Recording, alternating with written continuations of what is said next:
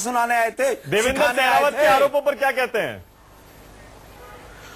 तो हम तो कार्रवाई करते हैं, आप करके दिखाओ। सज्जन कुमार जर्नैल टाइगर को सिंह बाहर देवेंद्र निकाल के दिखाओ। सहरावत के आरोप अरे पर क्या भाई, आप कहते हैं? मुझे केवल ये बता खड़ा दीजिए बुला क्या? आशुतोष के ऊपर कार्रवाई कब होगी?